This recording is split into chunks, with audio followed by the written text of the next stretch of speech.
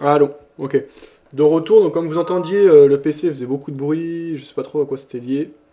Ça devait chauffer, je sais pas. En tout cas, j'ai essayé de le bouger et tout, du coup j'ai débranché sans faire exprès. Ça a tout redémarré. Mais bon, pas de soucis. Voilà, maintenant on est reparti. Alors, j'arrive pas à me connecter à mon compte JFD, j'attends. Je vais bientôt y parvenir, voilà, ça y est, et on va voir s'il y a des prises de connexion. Je vais vous demander si c'est ok au niveau du son et de l'image, on va reprendre. Vous pouvez confirmer ça s'il vous plaît sur le chat écrit.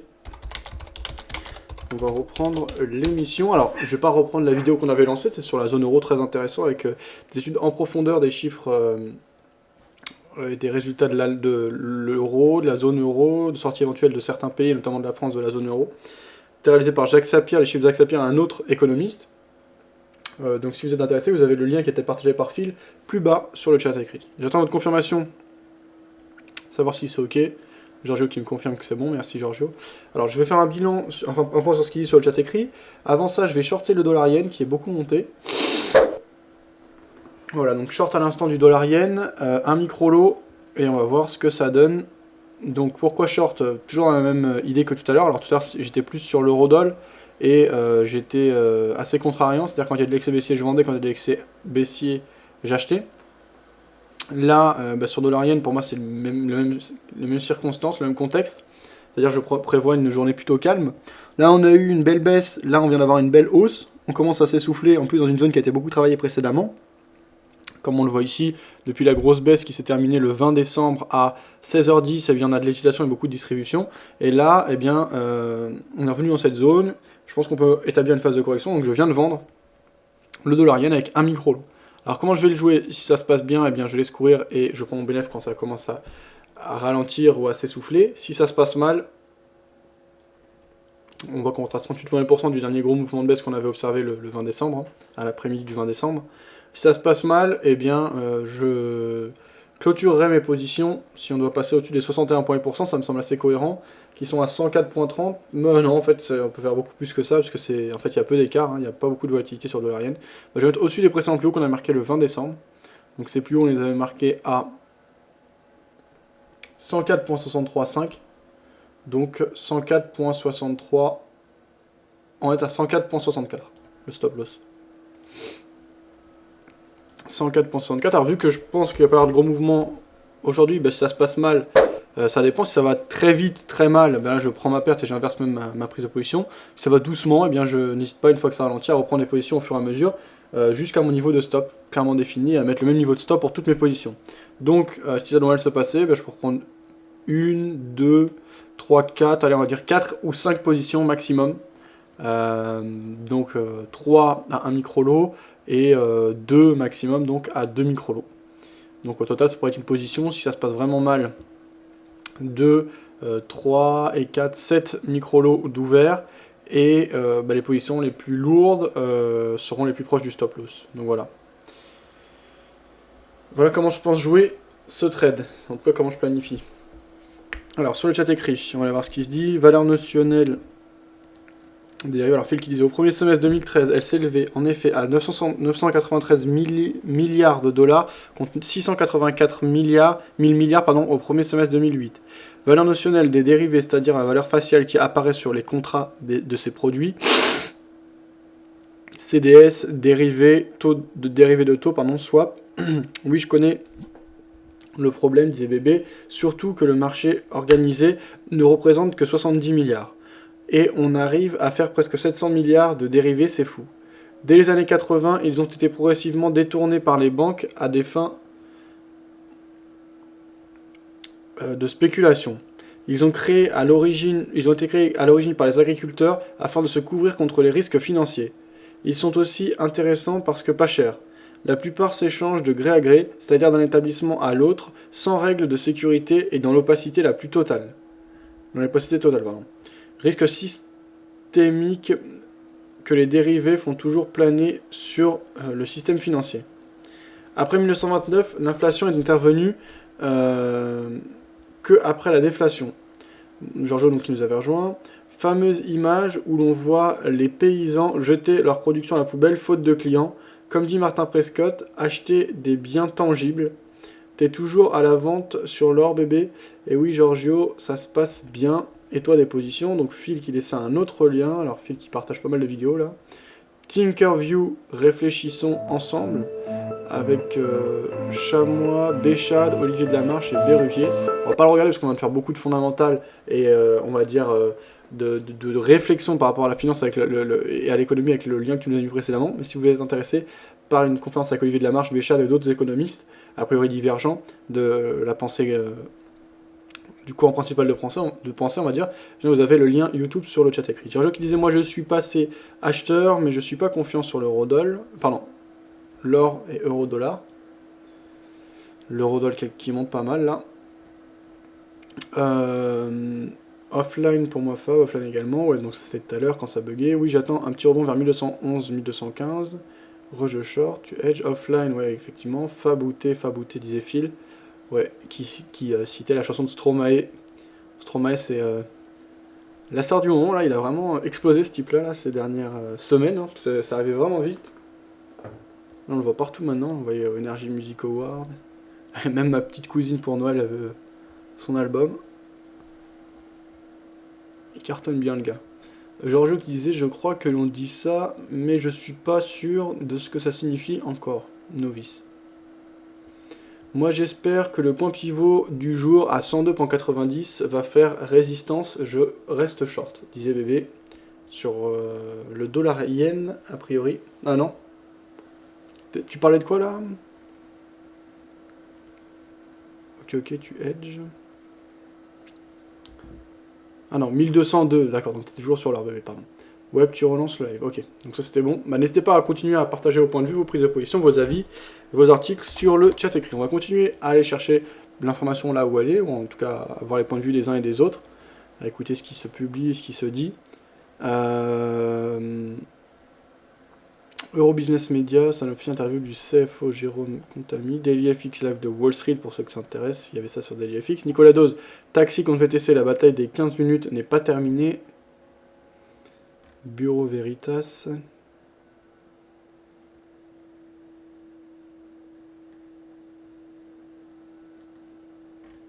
Ok.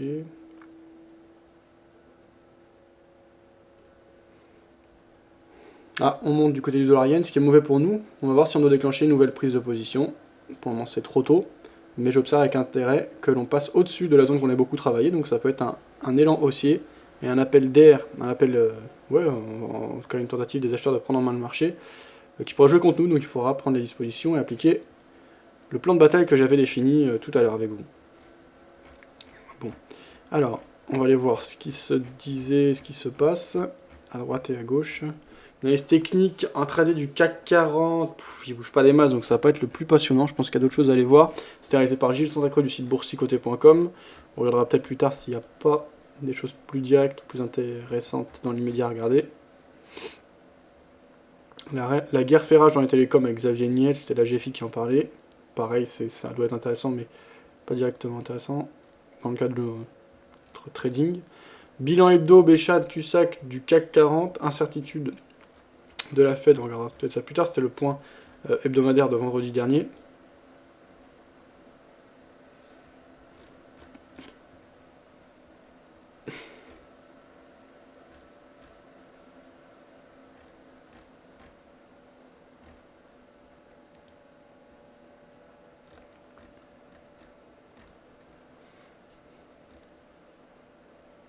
Alors, il y avait Thierry du site Trading Market Profile qui tradait le gap sur le DAX comme chaque jour, il nous donne son... On va regarder ça. Bien, bonjour à tous, c'est Thierry. Allez, on va essayer de voir ce que donne le gap du DAX en ce lundi 23 décembre. Donc voilà, il reste 25 secondes avant l'ouverture. Donc, et on va voir si on a une opportunité de prendre le trade donc pour le gap. On va voir comment on commence cette semaine de Noël. Allez, on va se préparer à rentrer au cas où. C'est parti, mon kiki. Incessamment sous peu. Et on va voir ça. Oh, beau gap up. Allez. Ah, Order filled. qu'est-ce qui se passe? Oh là là, c'est quoi cette plateforme encore? Ah bah voilà, je suis content, j'ai gagné 468 375 euros. Eh ben écoutez, qu'est-ce que vous voulez de mieux, franchement? Il n'y a pas mieux.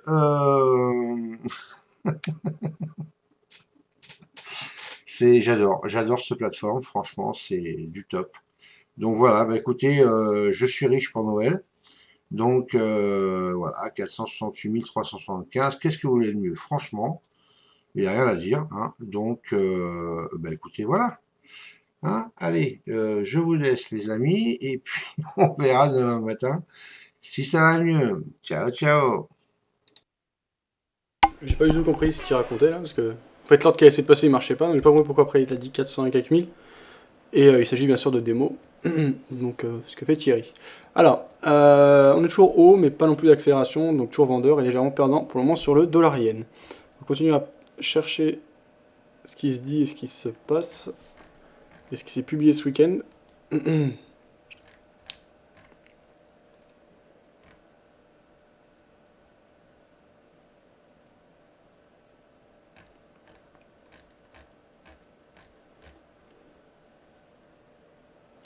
Analyse technique forex de l'euro face au franc suisse. On en parle moins, on va écouter Roland de Forexagone qui analysait l'euro. Bonjour à tous, c'est Roland pour une nouvelle analyse graphique. Aujourd'hui, nous allons faire la paire Euro-CHF que nous n'avons pas fait depuis si longtemps. Je pense qu'on peut oublier la dernière fois dont on en avait parlé. Certainement, ça doit faire, c'est peut-être un an qu'on n'a pas regardé cette paire.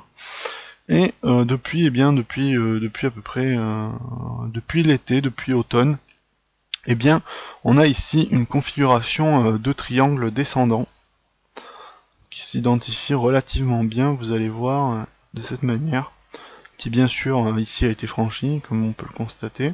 Alors le tracé, bon, disons qu'on va peut-être plutôt la tracer depuis juin. On voit très bien la configuration du tracé ici en triangle descendant, avec une fracture le 17 décembre, donc la semaine d'avant a priori. Et une reprise haussière très forte le 18 et le 19, et une sorte de ralentissement en fin de semaine, le 20, donc vendredi dernier, puisqu'on est dimanche. Je précise qu'on est en journalière. Donc qu'est-ce qui se passe? Bien globalement, vous voyez qu'on a cette figure, on a eu la rupture de cette figure qui s'est faite après déjà une phase de baisse assez importante, qui elle-même sort d'une figure de triangle dans le triangle. Vous voyez aussi, ou plutôt de range général, difficile à dire. On a une sorte de triangle, un autre triangle descendant comme ça. On peut tracer, alors on peut garder une horizontale, ça me paraît peut-être plus judicieux. Donc, qu'est-ce que ça annonce? Déjà, les objectifs de la première figure, de la figure intérieure, ils ont été réalisés. Donc, ça veut dire qu'ils supposaient qu'on allait casser le triangle, mais ils sont réalisés. On va pas faire une analyse basée là-dessus, seulement on va s'en servir de manière descriptive pour étudier le reste. Et donc, surtout, ça nous donne un point de résistance pour aller chercher un pullback, parce que là, évidemment, nous allons être baissiers suite à la cassure générale du grand triangle descendant. Donc, nous allons être baissiers sur cette analyse, malgré la reprise haussière un peu forte. Ça suppose aussi une petite, disons, je dirais une petite attention, ne pas se presser sur la paire non plus, plutôt attendre. Je pense qu'il faut attendre une bougie vraiment de confirmation baissière, quelque chose qui vienne avaler, qui montre le retournement baissier, et pas s'affoler sur le mouvement actuel et à prendre position trop tôt. Donc je pense qu'il vaut mieux un petit peu attendre avant de shorter, mais je suis baissier sur la paire.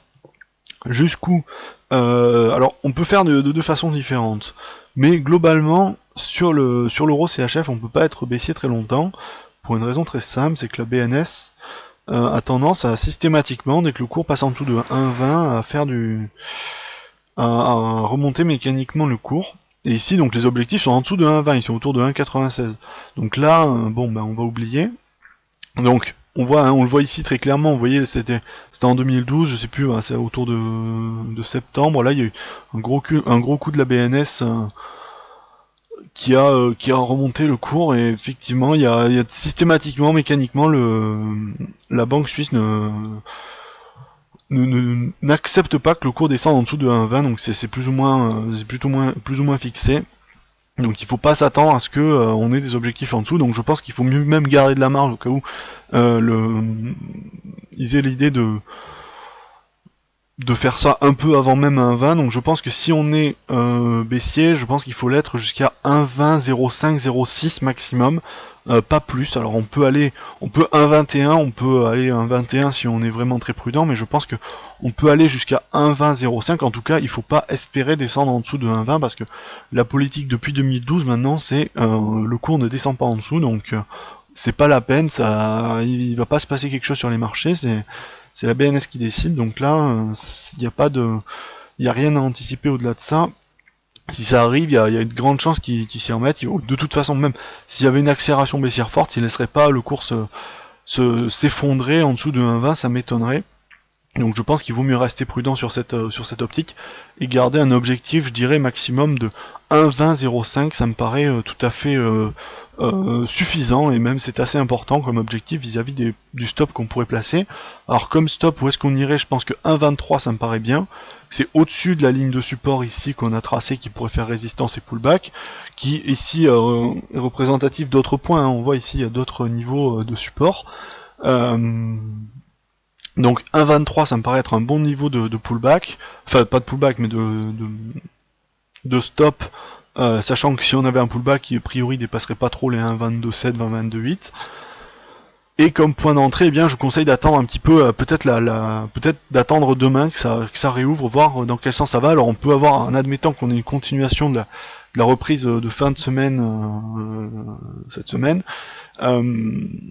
si on a une continuation haussière très forte, j'invaliderai très rapidement mon scénario, mais si on avait vraiment une bougie qui repartait à la baisse lundi, eh bien je confirmerai ce scénario baissier avec un objectif autour de 1,20,05. Voilà, j'espère que cette vidéo vous aura plu, et je vous dis à la prochaine. Ok, c'était le point réalisé par Roland pour Foi Hexagone. On va reprendre nos graphiques, toujours à la vente sur le dollar yen qui avait commencé à corriger un petit peu. Là, les acheteurs sont revenus. On va voir ce que ça donne ensuite. Pour le moment, c'est de l'hésitation. Les vendeurs essaient de revenir là. Donc pas grand chose à signaler. Si on prend en parallèle l'eurodoll, bien il marque de nouveau plus haut. Donc l'eurodoll commence à bien partir à la hausse. On a déjà explosé sur le dollar yen, donc c'est pas intéressant. Si on jette un coup d'œil du côté du Dow Jones, on bascule en 5 minutes. On a ouvert sur le gap. On revient sur les précédents plus hauts marqués vendredi. Peu de mouvement, pas de direction franche. Donc une après-midi calme. C'est pour ça qu'il n'y a pas d'argent à faire sur le marché, hein. Vous voyez, le spread il est très faible, hein, sur l'eurodoll. Actuellement j'ai quoi? J'ai 0, 0,1, 0,2 maximum, plus ma commission. Ça permet de faire des transactions avec une volatilité moindre. Là on a un beau décalage sur l'eurodoll, donc il y a de quoi faire, honnêtement. Tiens, sur dollar yen ça corrige plutôt pas mal. Donc bien j'attendrai que le mouvement s'essouffle pour éventuellement prendre mon bénéfice. Pour le moment je laisse courir cette position à la vente, donc sur le dollar yen. Entrée à 104.075, on cote actuellement 104.048. Sur le chat écrit, oui Laure, une connexion de merde aujourd'hui, je suis chez Orange, ça marche bien chez vous, demandez bébé. Moi je suis chez Free, tout se passe bien. D'ailleurs il va falloir que je choisisse un opérateur là pour mon appartement. Je sais pas encore trop, mais je pensais Orange, a priori c'est vraiment bien Orange, je sais pas. J'ai regardé des comparatifs sur internet. Pour Thierry, à Noël, il faut lui offrir des Nicorette, il disait Phil. Tempête dans l'ouest, effectivement beaucoup de vent. Ouais. Saucic qui disait lui Orange aussi, pas de soucis chez moi. Orange aussi, dit Saucic. Ça vient de chez moi, ok, merci pour vos infos. J'ai edgé l'or, achat 1198.20. Gros doute sur la baisse tant qu'on n'a pas rangé le gros des ordres au nord. Moi, j'ai hésité à couper mon short intraday, puis prix 1201, mais je reste ferme sur ma décision et toujours la moyenne mobile 200 sur le point pivot pour faire résistance. Pour l'instant, ça tient. Donc ça, c'était bébé. Ceci qui disait pas de soucis. Et quelle unité de temps? La moyenne mobile 200, M15. Ah oui, c'est bon, je l'ai. En fait, elle est pile sur mon entrée short, disait Saucic. Putain, elle a l'air de bien fonctionner cette moyenne mobile sur l'or. Donc la moyenne mobile 200. Moi, je dis plus de moyenne mobile, mais effectivement, ça peut. Certaines moyennes mobiles qui sont largement regardées, ça peut constituer des zones de support ou de résistance intéressantes. Ça, c'est occasionnel ou souvent le cas. Dans certains contextes, oui. Donc là, c'était une discussion pour la moyenne mobile 200. Ok, alors on va continuer à prendre l'information et à voir ce qui se dit à droite à gauche.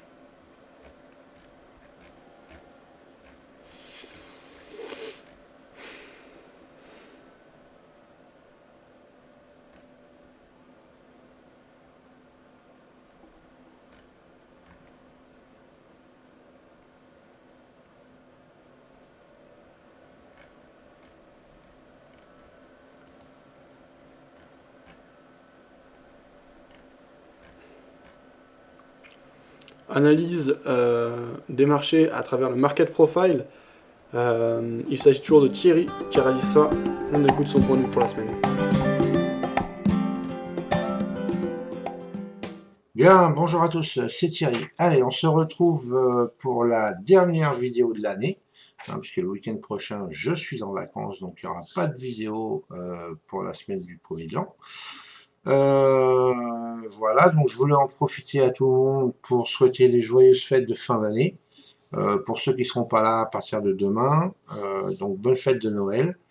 Et puis on se retrouvera donc l'année prochaine. Voilà, voilà. Allez, on va démarrer par l'historique. Ah oui, avant. Alors attendez, excusez-moi, j'ai oublié. Avant. Hop, voilà, je voulais en profiter pour souhaiter la bienvenue officiellement à notre ami Christophe. Voilà, donc Christophe, je vous fais une petite présentation. Donc bonjour à tous, petit nouveau sur le forum, inscrit depuis ce matin. Je vais donc me présenter. Christophe, 52 ans, j'habite à Pornic, sur la côte ouest, 40 km de Nantes. Mon parcours pro, j'ai travaillé 20 ans dans un BE en froid et climatisation et depuis 10 ans, je tiens avec mon épouse une pizzeria. Donc voilà, c'est sympa pour manger. J'ai décidé de tourner une nouvelle page et de m'investir dans une chose qui me passionne depuis de nombreuses années. Je vais donc me donner du temps pour apprendre à réussir dans ce nouveau job avec une nouvelle plateforme et de tout nouveaux outils pour moi. Actuellement, je fais toujours partie d'un petit club bourse et j'ai également un compte trading réel chez FixCM, désolé, où je trade essentiellement le DAX sans grande réussite, bien évidemment. Voilà pour la présentation succincte. J'ai donc souhaité rejoindre votre communauté, comme disent nos cousins québécois, pour apprendre et partager dans un groupe sympa, ce dont je ne doute pas après la petite conversation que j'ai eue ce matin avec Thierry, que je remercie pour son accueil. À très bientôt sur le forum et en salle de réunion. Donc mon petit Christophe, officiellement, je te souhaite la bienvenue, hein, même si j'ai répondu, puis donc effectivement on s'est parlé sur Skype donc ce jour-là. Voilà, bah écoute, voilà, prends ton temps, familiarise-toi avec les outils, avec la plateforme, avec le forum, viens sur la room, il n'y a pas de souci quand tu veux, et puis n'hésite pas à poser les questions que tu veux. Voilà, et encore une fois, bienvenue à toi. Allez, on y va. Donc, on va démarrer par le crude. Donc, bah, le crude, hein, vous voyez qu'on a fait une belle semaine haussière dessus. Donc, vous voyez que le POC annuel, hein, puisqu'on était, on était en plein dessus donc la semaine dernière quand j'avais fait les vidéos. Donc, j'avais donné les deux scénarios possibles, un baissier et haussier. Donc, bah voilà, on a rejoint le haut de la boîte. On a même dépassé pour aller taper ce niveau ici, les 99,34. Voilà, et là, on l'a rejeté une fois dessus, deux fois dessus. Donc, ça fait deux fois qu'on rejette sur ce niveau-là. Donc, vous voyez comme quoi ce niveau a très très bien fonctionné. Donc maintenant, est-ce que on va avoir une poursuite de la hausse éventuellement, et à ce moment-là, hop, on va passer comme ça, et à ce moment-là, on va aller casser ce niveau pour venir faire éventuellement travailler ici, voilà, puisqu'on a toujours cette grosse imbalance au niveau du volume ici, hein, donc c'est de ce gros désordre ici à ranger. Donc on pourrait très bien venir ranger un peu ici, éventuellement passer au-dessus, là, pardon, voilà, et ranger à ce niveau-là, ou alors on pourrait donc ne pas franchir ce niveau, travailler, faire un petit peu de volume entre ces deux niveaux ici, avant soit de casser, soit de baisser et repartir vers le bas. Donc repartir vers le POC annuel. Ça fait partie voilà, des deux scénarios qui peuvent se passer. Attention quand même, on est la semaine de Noël. Bon, déjà le lundi, en règle générale, c'est assez calme. Donc il va falloir voir comment réagissent les marchés, voir les volumes qu'il y a sur les marchés. Et si les volumes sont à peu près normaux, voilà, ça va être une semaine de trading à peu près, on va dire, normal. Par contre, attention, s'il n'y a pas beaucoup de volume, peut-être rester en dehors du marché, ce serait pas forcément une mauvaise idée. En tout cas, en réel, je parle. Sinon, trader en simulation, aucun souci.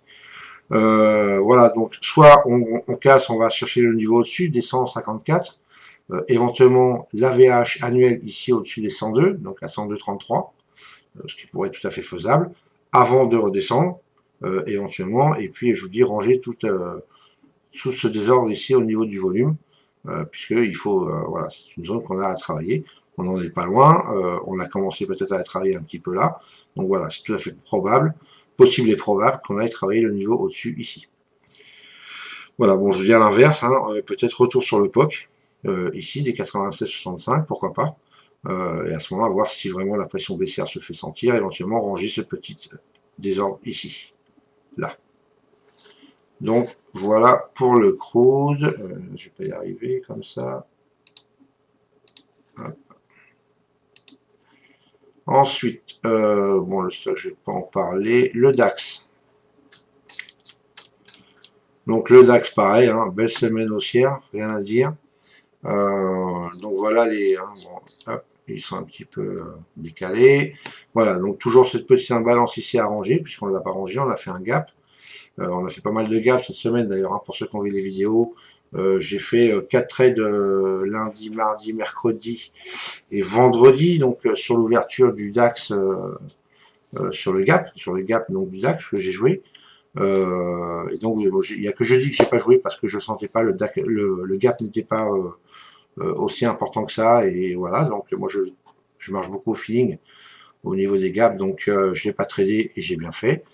Voilà, sinon les 4 autres c'est encore gagnant, donc c'était vraiment une belle semaine au niveau de trader ces gaps du DAX. Voilà, donc pour le DAX, eh ben alors voilà, soit on va répéter les plus hauts et éventuellement les dépasser dans cette zone-là. Hop, donc soit la force haussière continue et on va à ce moment-là casser le niveau des 9427,5 ici pour éventuellement faire un petit range et continuer les plus hauts, pourquoi pas.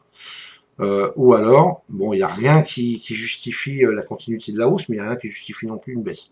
Donc, ça va être, il va vraiment falloir surveiller l'ouverture lundi matin, voir comment on ouvre. Si on ouvre en gap up, il est possible qu'on vienne retracer sur ce niveau ici, voilà, avant soit de rebondir et monter faire des plus hauts, soit de redescendre et puis éventuellement, dans un premier temps, venir ici ranger un peu cette imbalance ici ou voire plus bas jusque là, à peu près, hein, donc dans cette zone là, donc c'est imbalance ici. Soit on ouvre en gap down et à ce moment-là, eh ben, on attaque une baisse directe ici, voire ici, suivant la grosseur du gap sur ce niveau-là, pour remonter éventuellement et ranger ces petits désordres ici qu'il y a. Voilà, avant de continuer à descendre ou de remonter, voilà, il va falloir surveiller à l'ouverture, voir comment ça va se passer. En tout cas, bon voilà, sur le DAX, c'est pas forcément évident de savoir, il faut vraiment attendre l'ouverture pour voir un peu le gap qu'on va avoir, si gap il y a évidemment, enfin bon, il n'y a pas de raison. Ensuite, l'euro. Alors, l'euro. Hop. On va resserrer un petit peu. Voilà. Donc, l'euro, à part, donc évidemment, mercredi au niveau du FOMC. Donc, on a fait 2 journées un petit peu neutres. Bon, la journée un peu complètement désordonnée donc, du FOMC. Et on a fini jeudi par une journée baissière et une journée balancée au niveau de vendredi. Hein, puisqu'en fin de compte, voilà, vous avez le corps de la bougie qui est exactement dans la journée de jeudi. Voilà, donc bon, 36, on est descendu à un 36, un peu plus d'un 36, donc c'est, on va dire qu'il n'y a pas de baisse éventuellement après la bonne correction qu'on a eue, après cette correction qu'on a eue là, bon voilà, je pense que c'est reparti un petit peu à la hausse. Là, ça corrige encore un petit peu, mais bon, il n'y a pas de raison, on peut très bien aller atteindre les plus hauts. Bon, avec les FOMC évidemment et de mercredi, on les a cassés, dépassés. Donc c'est un 38-30 là, hein, comme tout le monde donnait, donc les plus hauts de l'année. Voilà, donc on va voir ce que ça va donner. Pour l'instant, ça reste vraiment dans un beau range pour ceux qui traitent l'euro entre 1,36, 36,50 et les 1,38 1,38 à peu près. Voilà, donc maintenant on va voir, c'est pareil, comment on va se faire l'ouverture ce soir ou demain matin. Il y a des niveaux ici, vous voyez, ce niveau des 1,37-31 est bien tenu quand même, hein. Même les premières journées de la semaine, on était bien resté au-dessus, hein, on l'avait pas franchi. Bon, avec évidemment, avec le FOMC, bah, ça l'a cassé, puis jeudi, donc on a confirmé la baisse, la petite correction baissière, jusqu'à ce niveau-là ici. Vous voyez, et en fin de compte, voilà, on n'a pas clôturé ce niveau-là en dessous. Donc, c'est tout à fait possible qu'on aille rechercher, ce niveau-là dans un premier temps. On a une petite zone de volume ici, petite zone de volume ici, arrangée. Donc voilà, ça reste sur entre ce niveau-là des 37-31 et des 36, ici. Voilà, donc c'est tout à fait possible s'il n'y a pas trop de mouvements et de gros volumes, qu'on reste dans ce niveau-là et qu'on balance au bas dans ce range. Alors évidemment, on peut très bien casser et rechercher les plus hauts ici, ou alors une fois qu'on est ici, on peut très bien aussi recasser, chercher l'AVH annuel qui est ici, et après va voir du quel côté se trouvera la force, acheteur ou vendeur, savoir si soit on va rebondir sur ce niveau-là, soit on va le casser pour aller chercher le niveau en dessous.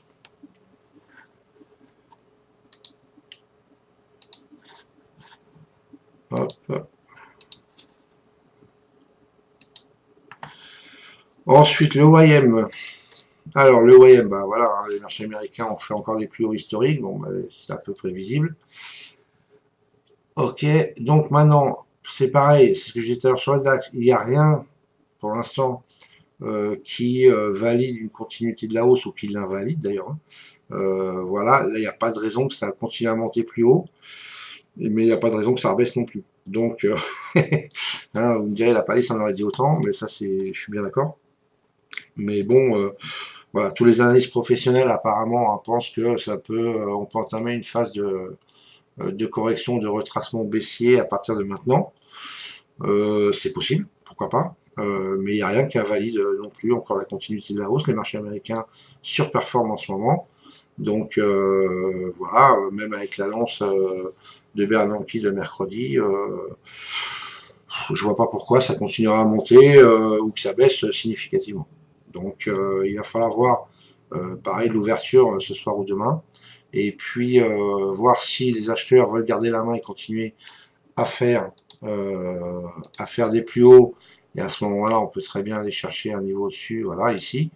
Ou alors, si jamais on va retracer dans un premier temps sur ce niveau ici des 16 012, voilà, qui est un bon niveau quand même. On a un petit niveau, une petite zone d'imbalance ici. Donc on pourrait très bien éventuellement aller ranger ici. Voilà, après on a cette grosse zone de volume ici. Donc si jamais les vendeurs reprenaient la main, on pourrait très bien retourner chercher la VH annuelle ici pour aller travailler le haut de ce niveau, donc ici à peu près. Voilà. Donc à surveiller et puis et voir toujours, c'est toujours pareil, à voir les volumes qu'on va avoir cette semaine. Même si à mon avis, il ne devrait pas être super important. Peut-être demain, ça devrait aller. Après mardi, voilà, je sais pas, il risque d'avoir une baisse de volume quand même. Donc attention. Et on va finir par notre ami le gold. Donc le gold, hop, voilà, que je me remette comme il faut. Ok. Donc j'ai rajouté les volumes, parce que moi mes volumes s'arrêtaient ici, donc j'ai rajouté de l'historique en volume pour qu'on voit bien. Voilà, donc le gold, on est au niveau de la VH annuelle, ici, hein, donc 1202,80, on a clôturé vendredi, donc un petit peu au-dessus de la VH. Donc on a fait une intrusion à l'extérieur de cette zone de valeur, donc par le bas, donc on est passé sous la VAL. Les acheteurs ont pris la main, on est repassé vendredi, donc au-dessus de cette VAL. Donc si les acheteurs gardent la main, c'est tout à fait possible qu'on aille chercher, récupérer en tout cas au moins le premier niveau ici, donc des 1213,70. On peut très bien balancer un peu s'il n'y a pas trop de volume, voilà, si le globe ne bouge pas trop. En l'occurrence, si on baisse, on peut aller chercher le niveau ici, qui est le niveau de 1174,70. Donc là, ce serait le premier niveau à atteindre si la baisse est continuée. Donc c'est une belle réjection volume ici qu'on a. Donc ce n'est pas à exclure que la baisse reprenne au niveau du gold pour mieux remonter derrière. Voilà, il y en a beaucoup qui l'annoncent même sous les 1000 points. Les 1000 dollars, pardon, les 1000 points. Les 1000 dollars. Donc voilà, donc vraiment à surveiller au niveau du gold. Si on est haussier, premier niveau à atteindre 1213,70. Et éventuellement, pourquoi pas en extension les 1233,20. Ici réintégrer donc la boîte qu'on avait ici. Sinon on va refaire une autre boîte à partir d'ici. Voilà. Donc voilà, à voir. Et si on descend, bah, je vous dis, premier niveau à aller chercher, c'est là, les 1100, ici, les 1174, voilà, à peu près. Et si on va plus bas, les 1150. Voilà au niveau du gold. Hop. Alors, on va regarder. J'ai mis quelques niveaux au niveau du market profile. Alors, je ne vais pas le commenter. Je vais vous mettre les graphes pour que vous ayez les niveaux que moi j'ai mis, que j'ai rajoutés, ou les zones de single, ou mes niveaux, tout simplement. Donc, hop, on va attaquer, puisque les autres, vous les avez. Hein. Donc, c'est surtout sur les dernières semaines, sur les derniers jours. Donc, la dernière semaine de passé. Donc, vous avez des niveaux ici au niveau des zones de single print, si vous voulez vous les marquer. Il y a des niveaux que j'ai rajoutés au niveau donc des niveaux hein, qui peuvent correspondre à des époques ou des zones de valeur conjoints. Voilà, puisqu'après les autres niveaux, vous les avez, puisqu'on n'a pas fait à part cette semaine-là. 1, 2, 3, 4, 5. Voilà, donc ça veut dire que jusqu'à mercredi, là, vous les avez, donc jusqu'ici. Ok, donc en dessous ces niveaux-là, vous les avez.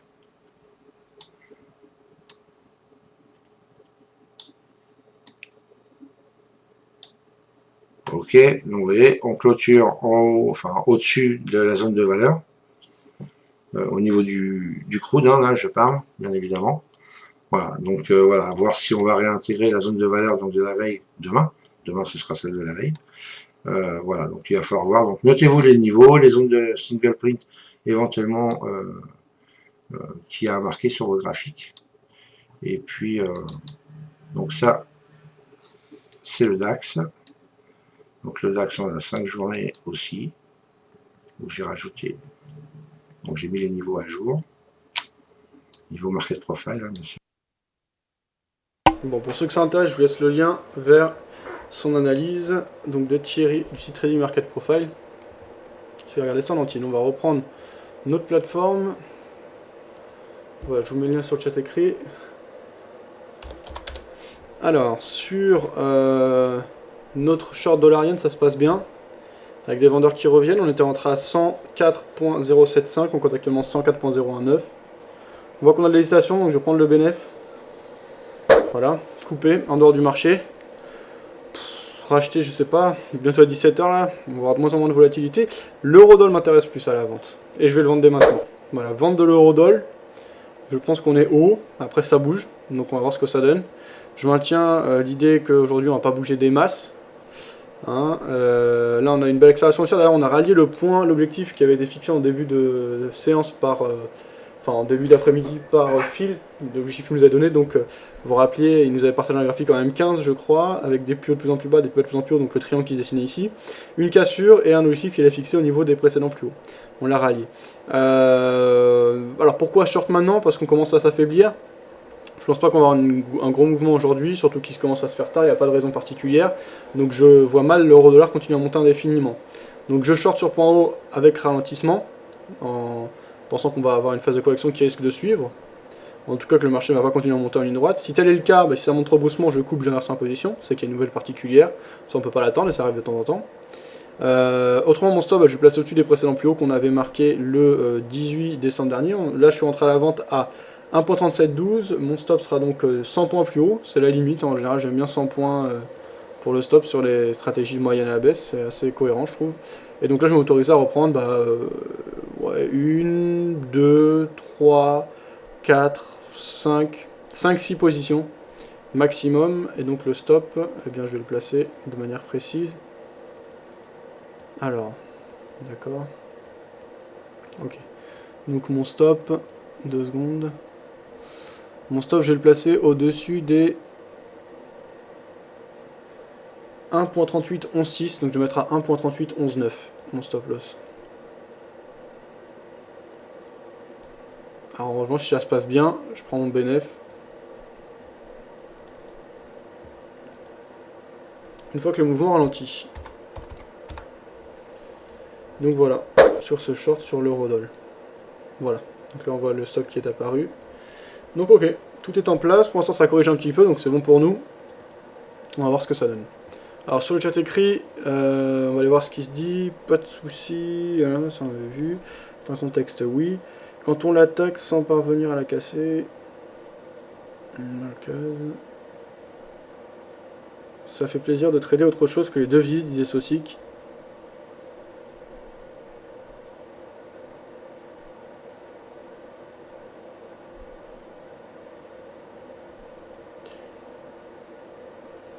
Phil qui disait, Fab, si tu dégages pas, tu vas perdre ta caution si tu dégages pas. Mais Phil, en fait, tu parlais de mon appartement, mais en fait, moi avant, quand j'étais dans la maison, bah, là où je suis actuellement, en fait, en train de vous parler, c'est la maison familiale, en fait. Moi, j'étais pas propriétaire de cette maison, c'était mon père.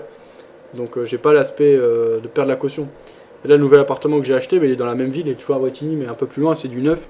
Là, j'ai emménagé, mais en fait, comme c'est du neuf, il y a certaines choses qui marchent pas encore. Il y a l'ascenseur qui marche pas encore. Internet, on peut pas encore l'ajouter. Je pourrais l'ajouter à partir de début janvier. Donc voilà, pour le moment, je suis un peu entre les deux. Et peut-être que quoi qu'il arrive, je laisserai mon bureau ici, en fait, dans la maison familiale, qui est à quelques minutes de mon appartement. Donc voilà. Non, mais pour l'instant, j'ai pas eu tout ce souci de caution, Phil, pour te répondre par rapport à ça. Phil qui disait, j'ai attendu 15 jours ma connexion Internet quand j'ai déménagé. Bon, je suis dégoûté, j'ai pas écouté le live, ma connexion est trop lente. Je peux pas écouter le live, ok bébé. Galère, t'as essayé de reboot la box bébé. Market Delta, 200 € d'abonnement par mois. C'est quoi Market Delta, Phil? C'est un flux de cotation? Lol, soit on va chercher le niveau au-dessus ou dessous. S'il nous parlait de ce en quoi il croit dans ses vidéos, ce serait plus clair. C'est bon, reboot de l'ordi et de la box, ça marche, mais bande passante très faible, disait bébé. Ceux qui disaient, il donne des niveaux à surveiller, rien de plus Phil, si tu veux des prévisions avec boule de cristal, faut écouter DailyFX et croire en eux. Dit Saucic, t'as refait chuter l'or en rep apparaissant bébé. T'as vu, elle joue encore son rôle en mobile 200. Moi je surveille tous les niveaux, ouais, elle est bien regardée par les opérateurs apparemment. Mais attention, aucun niveau... qui s'effile plein de calembours pour du scalp. Or l'or a l'air plus qu'intéressant en tout cas. Giorgio qui disait rebébé, encaissé sur l'or et repassé à la vente 0,2 micro lot à 1202. C'est dur l'or, je m'en méfie, disait bébé. Bien joué Giorgio. Les analystes qui se mouillent, j'en connais très peu. Et l'argent aussi, j'y ai souvent laissé des plumes. C'est volatile, l'argent, plus facile d'être consensuel, disait Phil. C'est aussi qui disait à 7 pips de mon TP Eurodoll, j'espère que ça va pas me faire la même mèche qu'avant à 5 pips de mon target. Bon, j'ai coupé Euro plus 14, pas l'air de décider à aller chercher 37,20 que j'avais en objectif aujourd'hui, disait Saucy qui a coupé sa prise de position acheteuse. On est monté jusqu'à 1.3716. Tu as pris combien de profit sur ce trade? 14 points, c'est ça? Les flux, faut payer en plus, disait Phil. Okay. Bon, en tout cas, pas mal de shorts là sur l'eurodoll, ça a bien corrigé. Pour le moment, je laisse courir. On va voir ce que ça donne. 17h02, il nous reste 28 minutes de trading ensemble. Pour moi, c'est carton plein cette journée. C'est vraiment les meilleures journées, celles que je préfère quand il n'y a aucun problème, que tout se passe comme prévu. Bon, ces derniers temps, ça a été vraiment pas mal quand même. Hein. Dans l'ensemble, on a rarement été mis en difficulté. Si je regarde le suivi du compte ici, que vous pouvez retrouver à tout moment, quand sur le résultat du compte, au-dessus du cadre de diffusion de l'émission, c'est mis à jour toutes les 5 minutes maximum. Enfin, en l'occurrence, c'est 6 minutes, je vois. Voilà l'évolution, donc on voit qu'on est sur une série de 1, 2, 3, 4, 5, 6, 7, 8, 9, 10, 11, 12, 13, 14, 15, 16, 17 séances de gains consécutives. Donc il y a vraiment un bel élan. Vous voyez en bas, c'est les volumes. Donc en fait, quand vous voyez que ça monte, ça veut dire que j'ai pris plus de risques, puisque j'ai échangé plus de lots sur une journée. Alors là, c'est typique justement d'une journée qui s'est mal passée. Vous voyez, on a une grosse taille de volume et une perte qui a été conséquente. Bon, elle n'est pas non plus folle, mais voilà, on était à plus 5,44%. On est passé après cette journée à plus 3,44%. On a quand même perdu 2% sur la journée. Après, ça s'est repris. Là, les derniers excès volumiques, en tout cas les derniers pics volumiques qu'on a marqués, c'était la séance du 10 décembre. Moi, c'est bien clôturé, mais on a échangé quand même 0,59 lots dans la journée. Ça fait quand même 59 000 $ échangés avec un compte à 1000 €, c'est quand même conséquent. Et autrement, là, ça a baissé. Hein, ces derniers temps, il y a très peu de risques qui ont été pris, tant mieux. Si on peut chercher de la performance sans prendre de risques, c'est vraiment ce qu'on peut chercher et ce qu'on peut rêver de mieux. Là, on est très proche des 600 points clôturés depuis l'ouverture du compte. On a désormais 326 trades. Donc 64% de position gagnante, 36% de position perdante depuis l'ouverture du compte. Facteur de profit 1,55. Donc là, on commence à avoir un échantillon significatif et les statistiques sont cohérentes désormais. Le mois de décembre a été excellent, puisqu'on est à plus 4,98% sur décembre. Drawdown maximal sur l'ensemble depuis le début du compte, 3,31%. Donc ça, c'est pas mal du tout. Voilà ce qu'on peut dire par rapport aux statistiques. Et on a notre position en cours donc sur l'eurodoll. Ah mais là c'était sur le dollar, donc ça n'a même pas été pris en compte la dernière position. Donc voilà. Alors, qu'est-ce qu'on avait?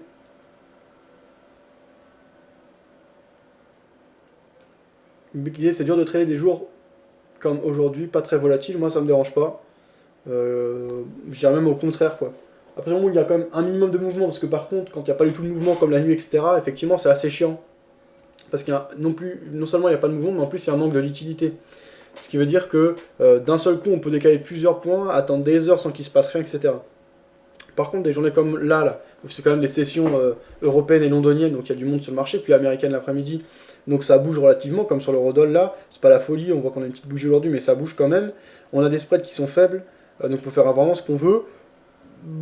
Théoriquement, sauf nouvelle exceptionnelle, il n'y a pas de raison pour qu'on accélère, donc il y a peu de chances pour qu'on ait du directionnel. Moi je trouve ça plutôt pas mal, il y a pas mal de choses à faire et on peut aller chercher du profit, donc moi ça me dérange pas que ça bouge pas plus que ça. En tout cas, la belle accélération baissière, si ça ralentit, je prendrai le bénéfice, mais là on est à un peu plus d'une dizaine de pips de profit sur notre position à la vente sur l'eurodoll, donc c'est vraiment pas mal. Bon, on va aller voir s'il y a des choses intéressantes à regarder.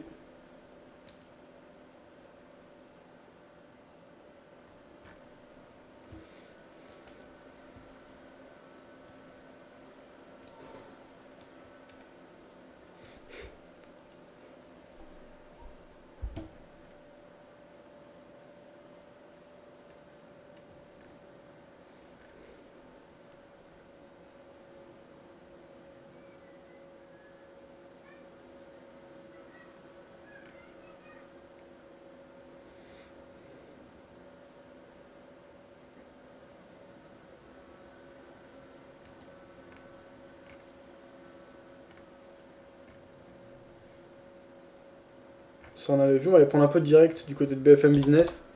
17h06, encore 24 minutes de trading ensemble, ça remonte un peu là. Du côté de l'eurodoll, Business Club de France avec 1euro.com. 1euro.com, la solution de paiement en ligne de Cofidis. Gagnant-gagnant, donc ça ne m'étonne pas qu'en un an il ait réussi à renverser la vapeur chez Alcatel-Lucent. De là, bien sûr, ce sont les chaises musicales, ça m'agace dans le CAC 40, et in fine, c'est le fait accompli, c'est-à-dire que le jour où le titre rentre, ça baisse, le titre qui sort monte. Voilà. Vous dites en gros, voilà, ils ont passé un an, on va pas dire au frais, mais pas loin, peut-être pas dans le viseur de tous les investisseurs, peut-être aussi entre autres qui leur a fait du bien. C'est ça que vous dites en fait. Non, mais c'est un homme qui a un charisme oui. Et une force de caractère extraordinaire, et c'était l'homme qu'il fallait pour Alcatel, pour enfin éponger cette fusion Alcatel-Lucent. Il y a du travail d'ici là depuis 12 mois, en l'occurrence chez Alcatel-Lucent, depuis l'arrivée de Michel Comte en avril. On est d'accord. On continue, Sophie. Allez, on continue avec une autre nouvelle concernant la bourse, mais outre-Atlantique, avec cette consécration pour Facebook, le réseau social, qui intègre aujourd'hui le S&P, une arrivée qui récompense son beau parcours sur le Nasdaq. Le crédit impôt compétitivité générateur d'embauche pour les centres Leclerc. Ils auront permis de créer 2800 emplois cette année et 2500 en 2014. Michel-Édouard Leclerc qui précise qu'il s'agit d'emplois nets. À l'inverse de Leclerc, l'année 2014 s'annonce difficile pour la SNCF. Le transporteur devrait supprimer 900 postes l'année prochaine. Alors ces 900 postes sont un équilibre entre le non-remplacement de départ en retraite et puis les embauches de jeunes en emploi d'avenir. 2013 restera une année compliquée pour les voyagistes français. Ils ont enregistré une baisse de leur chiffre d'affaires de 10%. Évidemment, la crise est passée par là, mais pas seulement. Pour Jean-François Rial, PDG de Voyageurs du Monde, pour faire repartir le secteur, il ne faut pas hésiter à miser sur les services. Jean-François Rial. La marque Voyageurs du Monde, on s'est positionné de façon très très forte sur le service pour pouvoir apporter au-delà du voyage beaucoup de services, un concierge sur place, des carnets de voyage électroniques, des GPS intégrés, un tas de choses, un profiling très très pointu. Par exemple, vous êtes un médecin, vous êtes fasciné par la médecine, vous voulez comprendre la médecine locale du pays dans lequel vous allez, on va vous organiser des rencontres comme ça. Et c'est comme ça qu'on s'en est sorti en apportant un niveau de service extrêmement élevé. Et en France, quand vous faites ça, on a pris ce virage depuis 2 ans, on a rencontré un succès phénoménal. Jean-François Rial, le PDG de Voyageurs du Monde. Vous êtes sur BFM Business, il est 17h09. Merci beaucoup Sophie, on se retrouve à 17h30 pour un nouveau journal sur BFM Business, 17h09 donc. On va commencer à parler un petit peu avec nos invités en plateau. Je vous rappelle Alain Pitou, directeur adjoint des gestions Ammonic Group, et puis Christian Cambier, président fondateur de Prigest. Messieurs, on va parler un petit peu marché pour commencer, parce qu'on est à l'arrêt. Alors à Paris, effectivement, Vincent Gann nous le rappelait tout à l'heure, c'est vrai, à l'arrêt à Paris, 4202 points.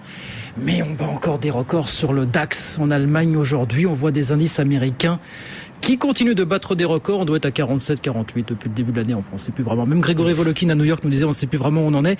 Voilà, les marchés actions toujours bien orientés, mais on a l'impression que le CAC 40 patine quand même un petit peu depuis quelques semaines par rapport à ses voisins notamment. Alain, qu'est-ce que ça vous inspire? Il y a des raisons de construction d'indices. Je pense que bénéficier au DAX pour le coup déjà. Voilà, qui nous pénalise un petit peu en relatif.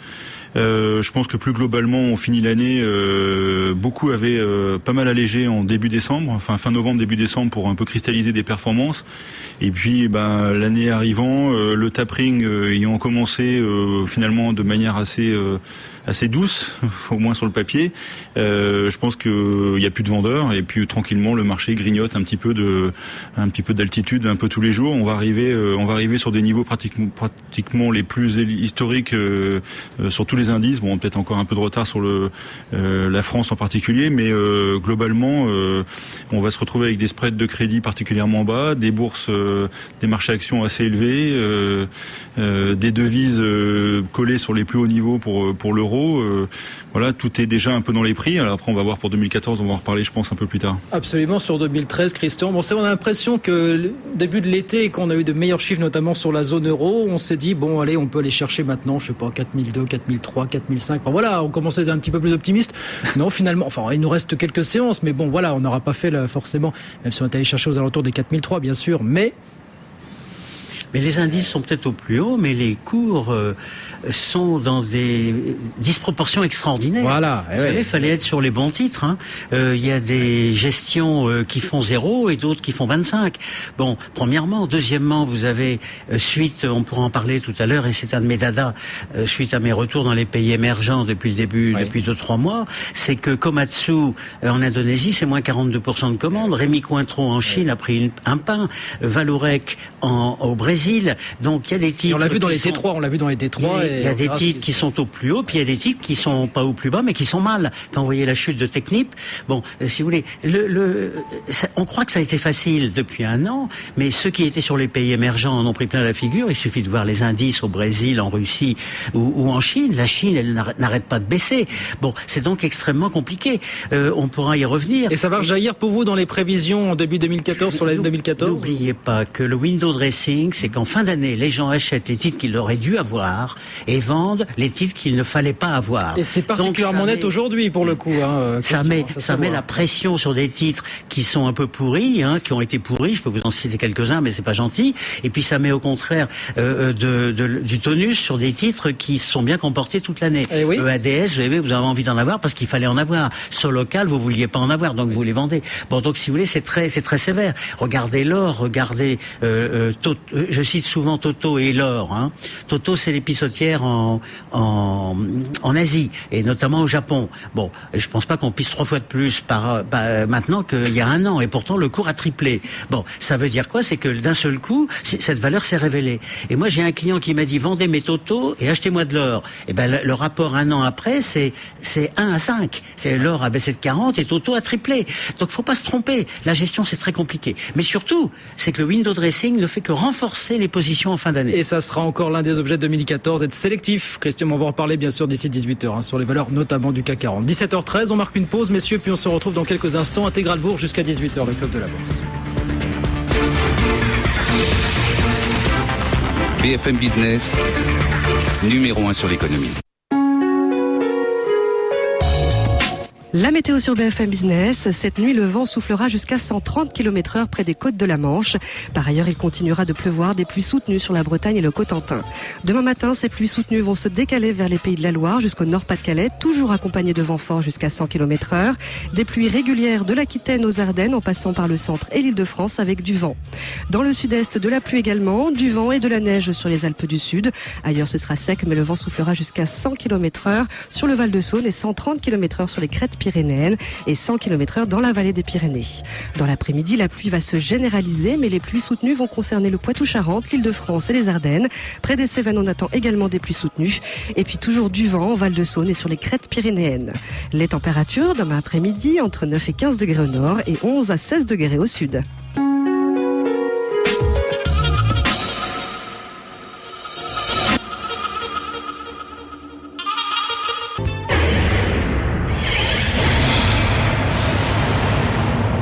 Demain sur BFM Business, l'émission qui vous donne le meilleur de la région capitale.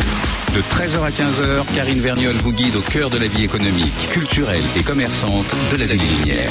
À la mi-journée, dans Paris est à vous, les tendances, les bons plans, les rendez-vous. Prise de bénéfice sur l'eurodoll, sur la baisse. On voit qu'on a eu une belle baisse, c'était remonté derrière, un peu d'hésitation. Prise de bénéfice, donc clôturée, on réalise quand même 0,25% de profit aujourd'hui, donc c'est plutôt pas mal comme journée. On va aller voir s'il y a des derniers trades à prendre, il nous reste 15 minutes d'émission ensemble. Bon, Eurodoll, ça bouge, c'est quand même peut-être ce qui bouge le plus. Mais là, j'ai plus d'inspiration précise. Dollar yen, ça bouge pas beaucoup, j'ai pas d'inspiration. Le câble, on va aller voir ça.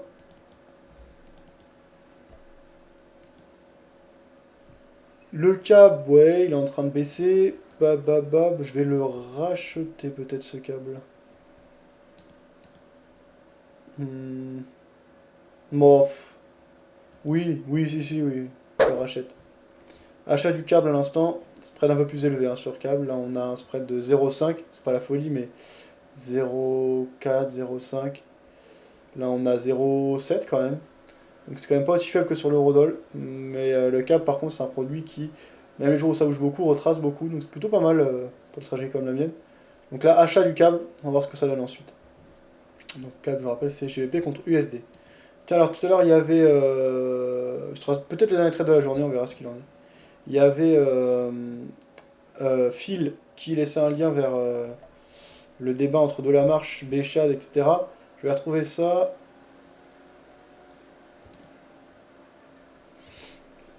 Si tu peux me remettre le lien, Phil, sinon je vais chercher dans mon historique. Après, ça vient de sortir, donc c'est intéressant d'écouter ça.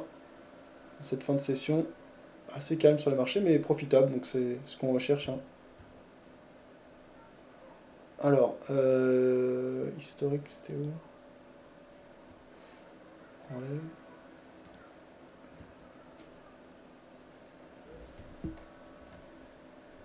Voilà, TeamViewer, réfléchissons ensemble. On écoute ce débat, on l'écoutera en partie en tout cas. Je laisserai le lien ensuite, je vous remets. Phil l'avait partagé tout à l'heure sur le chat écrit, je vous le mets pour ceux qui s'intéressent.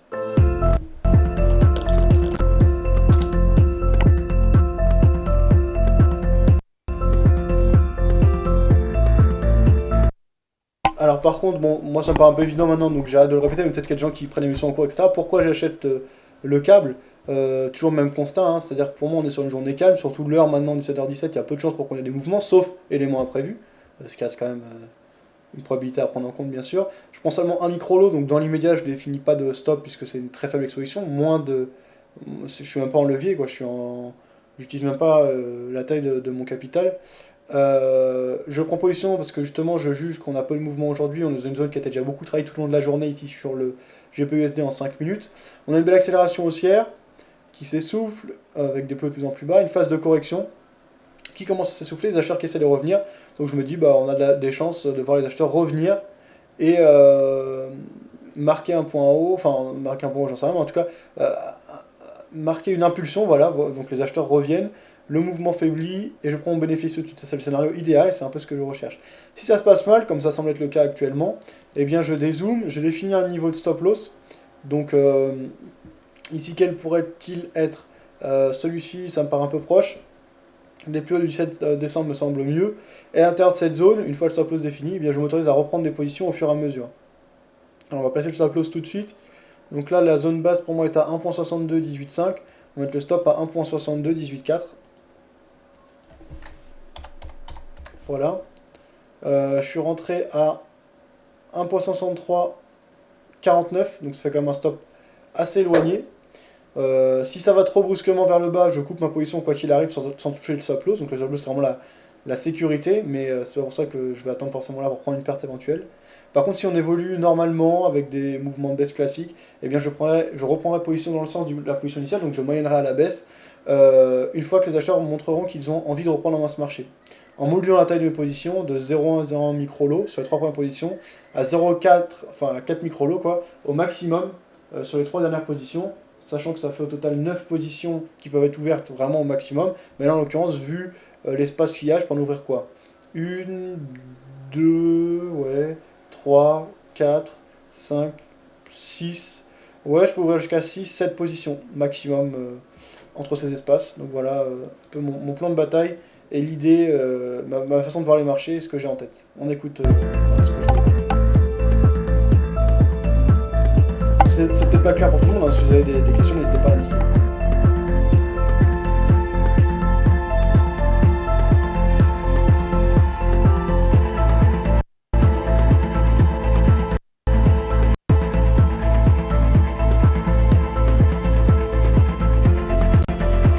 Pourquoi on n'est pas capable d'exiger le même degré de sécurité financière qu'on exige de sécurité nucléaire? Alors que les risques sont quand même du même ordre de grandeur.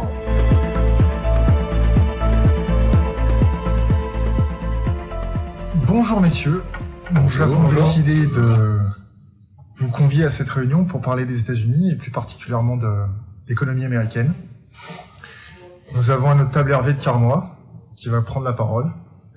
Hervé, qu'est-ce que vous pouvez nous dire sur les principaux indicateurs économiques américains, leur véracité, leur ténacité? Est-ce qu'ils font réellement passer une information correcte, pas correcte? Qu'est-ce que vous en pensez? Bon, l'économie américaine est en croissance légère, renouvelle en partie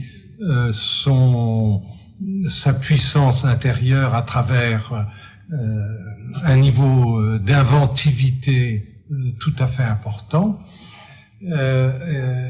et c'est un marché de 310 millions de personnes avec 3 pôles de puissance.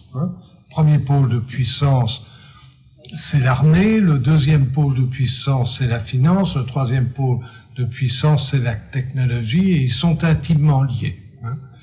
Donc, est-ce que l'économie américaine va continuer à une faible croissance? Je dirais que c'est probable, et que leur principal handicap est la finance. Philippe Béchade, qu'est-ce que vous pouvez nous dire sur cette croissance américaine? Est-elle saine? Sur quelle base cette croissance se fonde?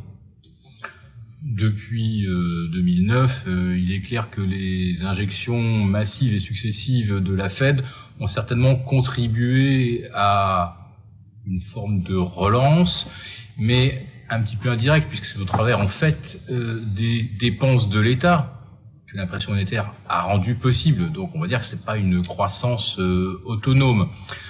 Depuis 2010, il y a une très nette montée en puissance de la production d'énergie non conventionnelle, ce qu'on appelle les fameux gaz de schiste, qui assurent une relative indépendance, ou en tout cas permettent aux États-Unis de faire quand même de grosses économies en termes d'échanges extérieurs, donc pas de gaspillage de ressources. Donc on va dire que là c'est de la croissance par économie induite.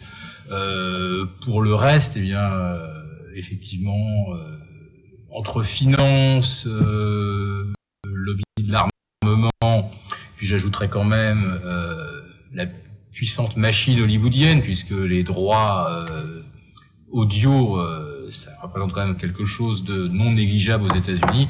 Donc on a effectivement, on va dire, 3 piliers et demi pour soutenir une croissance. Je vais le préciser, je pense qu'Olivier en dira certainement un mot, une croissance qui n'est pas du tout créatrice d'emplois. Olivier, de la Marche. Aujourd'hui, on est dans un système où il faut à peu près $6 de dette pour faire $1 de PIB, en gros. Donc, j'ai pas l'impression que ce soit un système qui soit soutenable à moyen terme et à long terme. Vous êtes sur quelque chose qui est uniquement, je dirais, étatique, c'est-à-dire que on a eu entre 98 et 2008, on a eu les ménages américains qui se sont endettés de 1 000 milliards de dollars par an. Bon, 2008, fin du jeu, ils arrêtent parce qu'ils sont surendettés et qu'on commence à les virer de leur maison, de leur voiture et compagnie. Donc fin du jeu. Qu'est-ce qui s'est passé? Vous avez l'État qui a pris le relais de ça et qui s'est copieusement endetté en l'espace de 4 ans, 5 ans. Donc à raison à peu près d'ailleurs de 1 000 milliards de dollars par an. Donc vous êtes sur quelque chose qui chaque dollar de PIB est fait par de la dette d'État. Donc je pense que ça n'ira pas très très loin comme ça. Olivier Berruyer, je voudrais votre position sur la nouvelle position de Janet Yellen sur le quantitative easing. Qu'est-ce que vous pouvez nous dire dessus? On a bien compris qu'évidemment le quantitative easing va se poursuivre. Les États-Unis sont de toute façon via la Fed dans une quasi impossibilité d'arrêter le quantitative easing. On sait bien que dès qu'ils vont débrancher, vous allez avoir des soubresauts énormes au niveau de la bourse et des conséquences majeures sur les entreprises financières. Pour en revenir sur la partie PIB, bon, comme l'a dit Olivier, ces 3 dernières années, c'est 500 milliards de croissance, c'est 3 000 milliards de dettes, donc un rendement franchement pas très intéressant. Deuxième axe, assez peu souligné, issu des travaux d'Emmanuel XVI, qui regarde d'assez près ce qui se passe sur les inégalités aux États-Unis, qui dit croissance supplémentaire ces dernières années, dit en contrepartie augmentation du pouvoir d'achat, augmentation des salaires. C'est la contrepartie de cette croissance. Il a regardé quelle était la fraction de l'augmentation depuis 3 ans, de tout ce qui a été créé de nouveau, qui a été capté par le 1% le plus riche aux États-Unis. Et il est arrivé à ce chiffre assez amusant de 120%. Autrement dit, le 1% le plus riche a capté toute la richesse qui a été créée et en plus a continué à piquer sur la richesse et les revenus, la part de revenus des 99% les plus pauvres.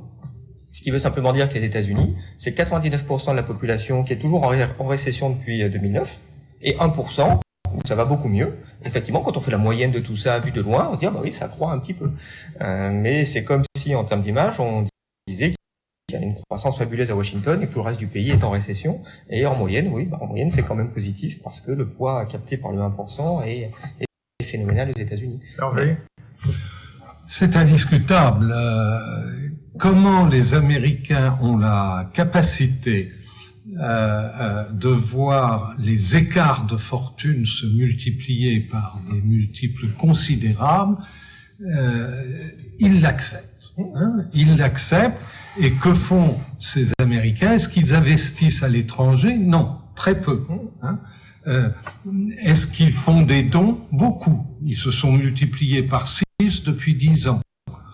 Est-ce qu'ils investissent dans leur propre pays avec précaution? Ils ils font des investissements. Est-ce qu'ils sont concernés par la création d'emplois? Très peu. Est-ce qu'ils veulent aller vers les brevets nouveaux et les inventions nouvelles? Généralement. Donc, et enfin, si vous voulez bien investir, il faut un investisseur et il faut une banque.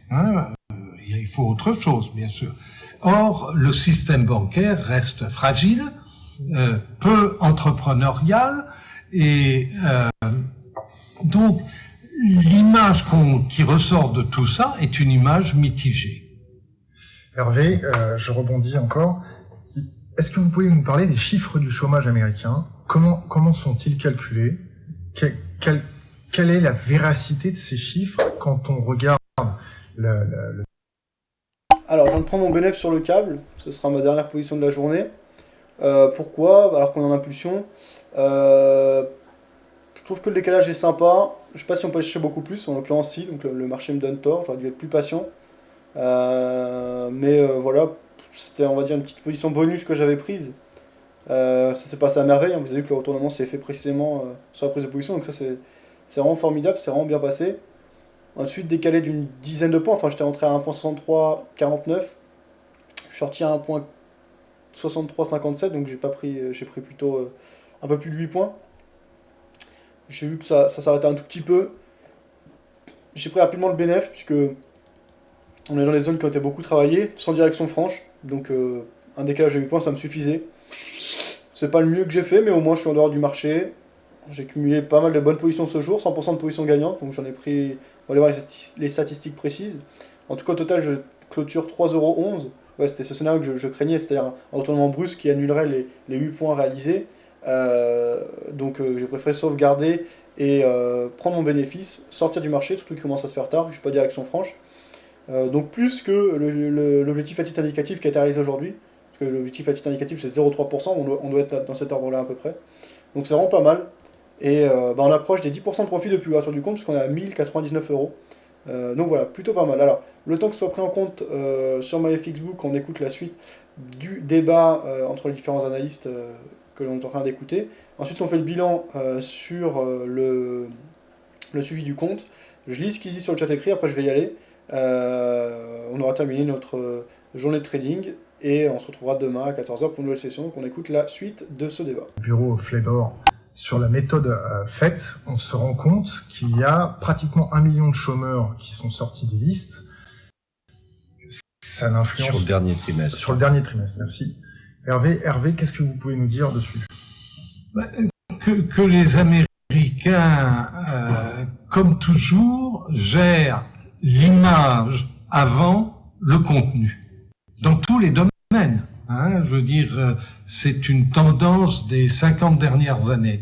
Bon, donc, ils présentent une image aussi positive que possible de leur chômage, qui est autour de 7,6%, qui était il y a 10 ans autour de 4,5-5%, donc qui s'est détérioré.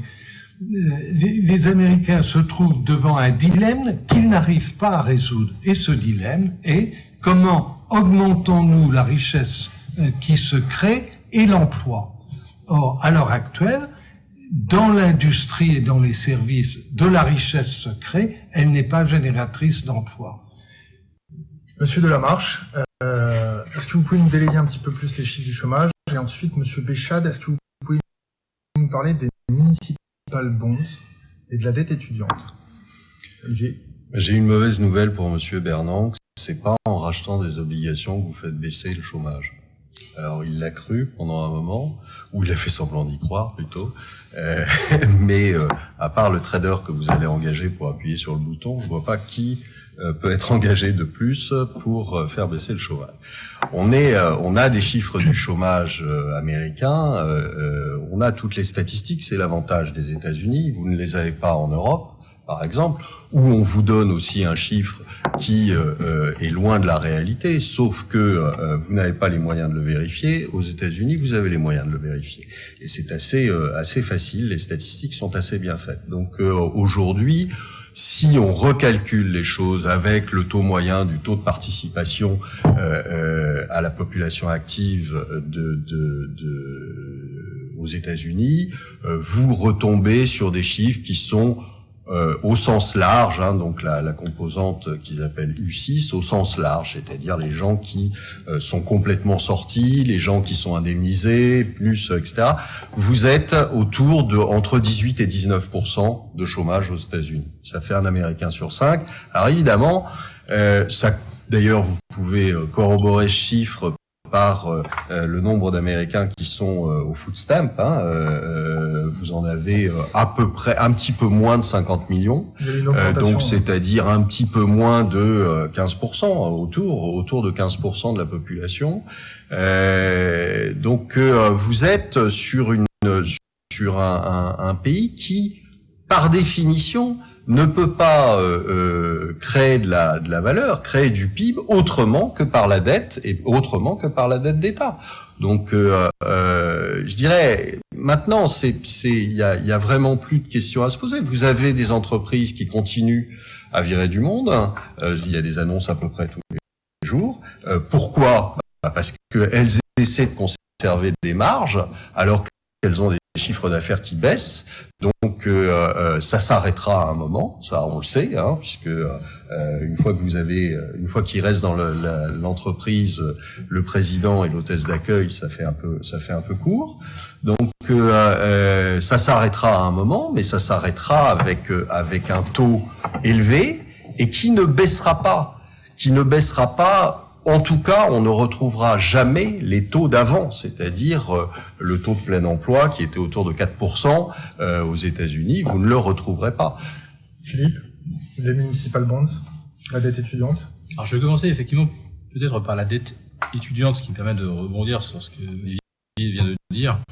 Donc on a un marché du travail qui ne se fluidifie pas aux États-Unis naturellement, puisque les entreprises sont réticentes à embaucher, dans la mesure où elles savent bien que les débouchés naturels, en tout cas le consommateur aux États-Unis, il est pour l'instant presque verrouillé, séquestré.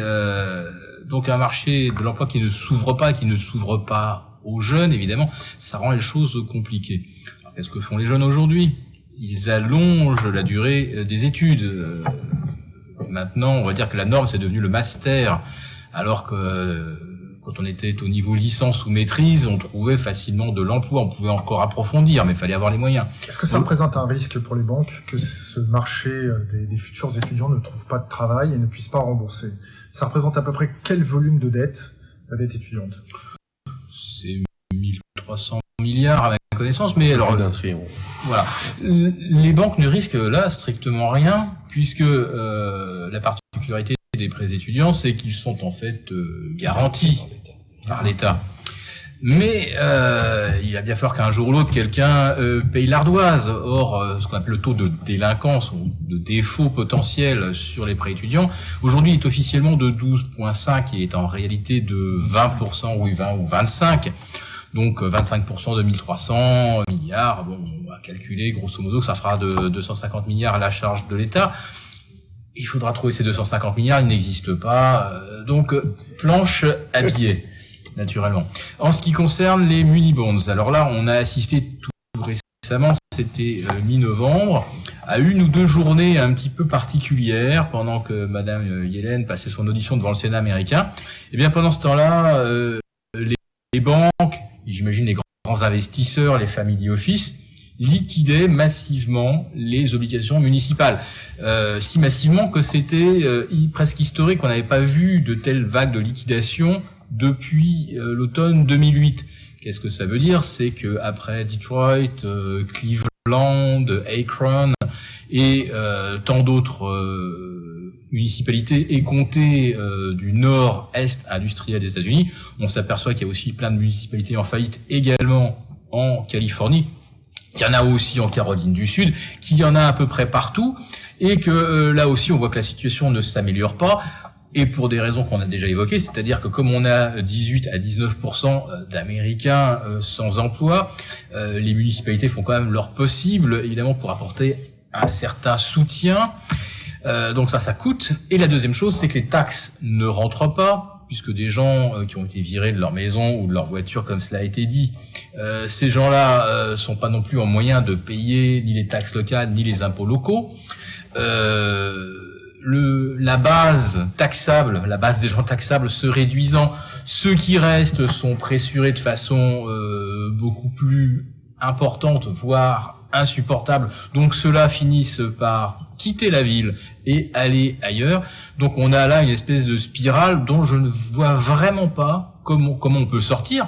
En revanche, si les municipalités font faillite, évidemment, l'État renflouera avec quoi? Avec de l'argent fraîchement imprimé. Olivier? Oui, moi j'aimerais. Ok, alors on a écouté 15 minutes de ce débat, cet entretien. C'était un peu assuré des fois, je suis désolé, je crois qu'il y a des problèmes de connexion. Donc j'ai marqué que chaque fois que j'ai regardé un autre site, parce que vous savez, j'ai deux écrans, donc l'écran qui diffuse ma plateforme, et un autre écran sur lequel je vais un peu sur internet en même temps que je regarde les vidéos qu'on écoute en fond sonore. Donc je sais pas pourquoi ça buguait là, ça avait du mal, donc je sais pas si ça venait de ma connexion ou quoi. Donc j'en suis désolé. Mais si vous voulez regarder en entier, c'est quand même une interview, je crois, qui dure 1h30, enfin un entretien, eh bien vous avez le lien sur le chat écrit, je vais vous le remettre d'ailleurs, parce que je vois qu'il n'y est plus.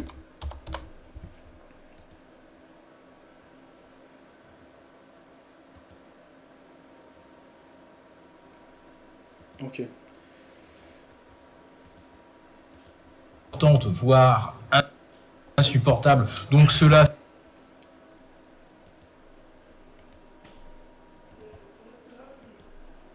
Ok, voilà, je vous mets le lien. Alors, on va commencer par faire le bilan de la journée, et après je dirai les derniers messages sur le chat écrit. Donc voilà, alors je vais voir si tout a été pris en compte. Le bilan de cette journée de trading et l'évolution du compte. Donc on est armé à plus 9,91%. On approche des 10% de profit depuis l'ouverture du compte. Toujours un draw maximal de 3,31%, donc ça c'est vraiment bien. On continue sur la bonne lancée, donc une nouvelle journée de profit significative. Donc ça c'est vraiment pas mal. Aujourd'hui, on a donc clôturé 7 trades gagnants, donc 100% de trades profitables. On a clôturé 50,10 points de profit depuis aujourd'hui, donc soit 3,11 € réalisés sur la journée. En pourcentage, cela représente 0,28%.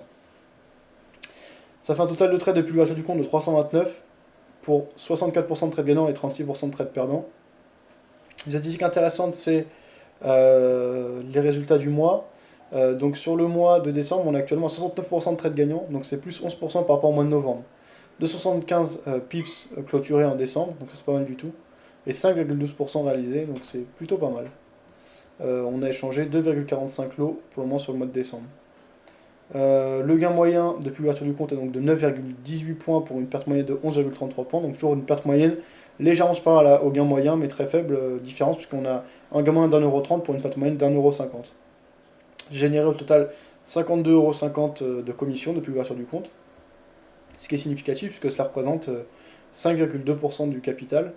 Donc on voit quand on a une stratégie intraday l'importance d'avoir de faibles commissions et des bonnes conditions de trading, hein. Ça fait varier considérablement le profit potentiel. Donc j'ai changé 7,5 lots depuis l'ouverture du compte. Donc 750 000 $ échangés depuis l'ouverture de ce compte chez JFD Brokers.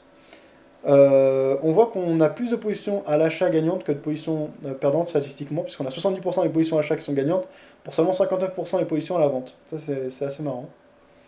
Notre trade dure en moyenne 1 heure précise, donc ça c'est intéressant. C'est de l'intraday, c'est ni du scalping, c'est court terme intraday quoi. Facteur de profit donc 1,56. Voilà les statistiques importantes. Donc ça, vous le trouvez sur le chat écrit, au-dessus du cas de diffusion de l'émission, et je vais vous mettre le lien sur le chat écrit également. Donc en cliquant sur le lien résultat au-dessus du cas de diffusion de l'émission. Alors, les marchés ont fait un dernier tour d'horizon. Eurodoll a bien monté ce jour, enfin bien monté, c'est pas non plus la folie, mais on a eu une dynamique haussière, on trace 50% du mouvement de baisse qu'on avait observé ces derniers jours. Dollar-yen assez calme, avec une hausse en fin de journée, après une baisse dans un premier temps, et finalement on retourne dans une zone qu'on avait beaucoup travaillé ces derniers jours. Sur le câble, on a vraiment de l'hésitation, pas de direction franche, on a distribué une zone de range tout au long de la journée. Sur le CAC 40, on a eu une hausse, donc belle accélération haussière, notamment propulsée par l'ouverture des marchés américains sur un gap, et la tenue des plus hauts historiques sur le Dow Jones et les marchés américains. Voilà le contexte dans lequel on est. Sur le chat écrit, Qu'est-ce qu'il se disait? À ta place, ce cas, je retirerai les sous, genre une fois par mois. Au moins, t'en profites quand même un minimum avant de tout cracher. C'est ce que je fais, je retire chaque semaine une partie des bénéfices de la semaine, donc ça va. Alors pourquoi? Parce que tu as une stratégie qui impliquait beaucoup de risques, c'est ça bébé? C'est pour ça que vous parliez de retirer les gains en fin de semaine ou c'est autre chose? Effectivement, quand on réfléchit à une stratégie de trading, il n'y a pas que la stratégie en elle-même à laquelle il faut réfléchir, c'est aussi à la manière dont on va servir de l'argent par rapport à sa vie concrète, quoi, par rapport aux besoins que l'on a, besoins matériels ou etc. Quoi. Ça aussi c'est important, donc les politiques de retrait, de dépôt, donc d'augmentation du capital par les dépôts, au contraire de retirer de l'argent à la fin de chaque semaine ou chaque mois, tout ça c'est aussi à prendre en compte et on y pense rarement dans l'élaboration d'une stratégie. Parce que finalement c'est à ça que sert nos prises de position, c'est à générer de l'argent pour en profiter, pas seulement pour faire beau sur un compte de trading. Au moins t'en profites quand même un minimum, ça on avait vu. Yep, tu as raison, allez or, un dernier effort pour faire un double top. On va aller jeter un coup d'œil à l'or justement, voir ce qui s'y passe. L'or qu'on avait ici, on marque un espèce de double bottom en weekly. Si je bascule en M5, on a eu un pic baissier de nouveau ce jour, on a voulu retester les précédents plus bas. On verra ce qu'il en est, donc en journalier, on attaque et on est proche des précédents plus bas qu'on avait marqué le 28 juin dernier. Si on les casse, on peut avoir une grosse accélération baissière. Pour le moment, cette zone de support joue son rôle et les acheteurs maintiennent la pression au-dessus de ce dernier, enfin maintiennent. En tout cas, alimentent une certaine pression pour le moment au-dessus de ce dernier et empêchent les vendeurs de poursuivre l'accélération baissière débutée depuis plusieurs semaines maintenant. Donc en l'occurrence depuis les plus hauts du 28 août dernier, plusieurs mois même. On verra si elle tient bon ou si elle cède. Quoi qu'il en soit, c'est un seuil à surveiller. Ça, on avait vu. Et oui, Saucic, l'or à la cave. Bébé qui disait, je regarde le câble, jamais je le traderai aujourd'hui, c'est flat, mort. Tu peux rien en tirer, à part te faire stopper, je traderai pas. Ça peut partir dans n'importe quel sens, disait Bébé. Je viens de couper tout NZD-CAD, j'en avais marre, prix 90 pips. Je retente un achat Eurodoll pour chercher 1.3720. Dernière pause de la journée. Moi, je sors de mon short gold intraday dès que je sens que ça hésite et la journée sera terminée pour moi. Bon, si dans 30 minutes ça n'a pas bougé, je coupe tout, disait Saucic. Phil qui disait GBP-USD, construction d'un diamant en cours, à suivre. T'as en qualité de temps en daily, d'accord. On va aller jeter un coup d'œil rapide à ça. Donc le câble en journalier, un diamant. Donc un diamant, c'est élargissement dans un premier temps. Donc on a bien un triangle d'élargissement actuellement. Il faudra ensuite un triangle de rétrécissement. Et là, on aura un diamant. Alors, qu'est-ce que symbolise un diamant, Phil? Est-ce que c'est une figure d'essoufflement? Est-ce que ça inspire et indique plutôt un potentiel retournement? Ou au contraire, s'il est cassé à la hausse, cela peut indiquer une poursuite du mouvement de hausse et simplement le diamant symbolise quelque part une consolidation, une hésitation? Ceci qui disait, je crois que je vais laisser tourner l'or overnight. Moi, j'ai un bon ratio et le double top paraît bien parti. Wait and see. Tu parles d'un double bottom, non? Je suis à 0... Je suis à stop 0 pardon, sur l'achat, donc c'est cool, même si j'aime pas devoir hedger. J'arrive pas à hedger, je fais un blocage psychologique des bébés, ça m'embrouille. Oui, bah, surtout que c'est pas très utile, hein, c'est une manière de pas sortir du marché psychologiquement, mais en fait c'est comme ça, on était en dehors du marché, donc c'est aussi payer 2 fois les commissions. Je fais beaucoup de courtiers, certains ont d'autres politiques et donc tu payes pas les commissions, mais c'est comme si tu étais en dehors du marché, quoi. L'Alway pareil, c'est pour ça que j'essaye d'être stop 0 assez vite, dans le sens que j'estime le moins probable. L'inventeur de la Kalachnikov est mort, pas sûr qu'il aille au paradis, le mec, avec le nombre de gens qui sont morts de son invention. Disait Bébé, merci pour l'info, mais c'est uniquement dû à un manque de patience dans mon cas. Phil qui laissait un lien, donc marketdelta.com. Alors, de quoi il s'agissait? Join our trading execution room, the benefit of the room for me is absolute clarity. See inside the chart, market delta provide. Mais qu'est-ce que c'est que ça? Trading edge you have been searching for. Est-ce que c'est une trading room? Est-ce que c'est une plateforme? Je vais regarder ça de plus près, là j'ai pas le temps, mais je vais m'abonner à leur chaîne. Je vais regarder ça. C'est une plateforme de trading pour les futurs. Merci Phil pour le partage. Bonne fin de journée, disait MMX. Bonne soirée à toi. Bébé qui disait c'est pour faire un peu d'argent et que les gains deviennent concrets. Sinon c'est du virtuel, je retire 30% des bénéfices de la semaine, mais je fais pas toujours de semaines positives. Le diamant cela annonce un retournement à la baisse. Fab disait bébé, très bien. C'est aussi qui disait ah ouais, heureusement que je paye pas de commission, sinon ce serait encore plus moche de hedger. Très bien, Saucic. Eh bien, je vous souhaite une bonne soirée à tous, de bons trades pour ceux qui n'ont pas terminé la journée. N'hésitez pas à faire votre bilan si vous le souhaitez sur le chat écrit. Je vous retrouve demain à 14h pour une nouvelle session de trading. Donc de 14h à 17h comme chaque jour de la semaine. Ce sera peut-être la dernière session de la semaine. Mercredi, bien sûr, je suis pas là, c'est Noël. Mais jeudi et vendredi, je ne sais pas si je serai là. On se retrouve demain quoi qu'il en soit. Ciao!